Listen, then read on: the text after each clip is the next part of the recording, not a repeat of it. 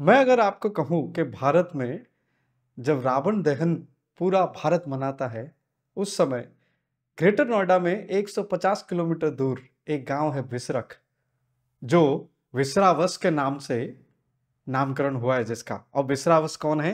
वो रावण के पिताजी थे। तो ऋषि विसरावस के नाम से विसरख गांव का नामकरण हुआ है और वहां पे रावण दहन मनाया नहीं जाता, क्योंकि वहां के लोग सोचते हैं ये उनके लिए अशुभ होगा। क्योंकि कहा जाता है कि रावण का ये जन्म स्थान था और उन्होंने अपना बचपन यहाँ पे बिताया था, इसलिए आज भी वहां पे रावण दहन नहीं मनाया जाता। वैसे आपको और भी कुछ जगह है जिसके बारे में जानना चाहिए। मंदसौर, जो कि मध्य प्रदेश में है, वहां पे भी रावण को लोग बहुत मानते हैं, उनका बहुत इज्जत करते हैं, क्योंकि मंदसौर कहा जाता है कि मंदोदरी की गांव है और इसीलिए यहाँ पे अपने जमाई राजा रावण दहन को लोग मानते नहीं है और रावण को बहुत बड़े पंडित मानते हैं लोग वहां पे। तो वैसे भी अगर आप थोड़ा महाराष्ट्र की तरफ जाएंगे तो वहाँ का जो गोंड कम्युनिटी है, ठीक है, जो गोंड ट्राइब्स हैं जो कि गढ़चिरौली में रहते हैं महाराष्ट्र में, वहाँ पे भी वो लोग मानते हैं कि रावण एक्चुअली बहुत बड़े पंडित थे और उनका एक्चुअली नेगेटिव चित्रीकरण हुआ है महा रामायण में। गढ़चिरौली के लोग मानते हैं कि रावण अखंड पंडित थे और उनका जो चित्रण हुआ है रामायण में वो वैसा नहीं थे।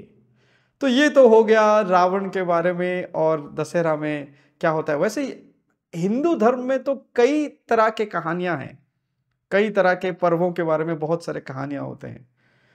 अगर मैं बुद्धिस्ट लोगों की बात करूं तो आपको कहना जरूरी है, कलिंग युद्ध के बाद, कलिंग युद्ध जब हुआ और उसमें काफी लोग जब मर गए, दया नदी जब रक्तिम हो गया, लाल हो गया रक्त से, उसके बाद जो चंडाशोक थे वो धर्माशोक हो गए। तो चंडाशोक से धर्माशोक वो कौन से दिन हुए थे? वो दशहरा के दिन हुए थे।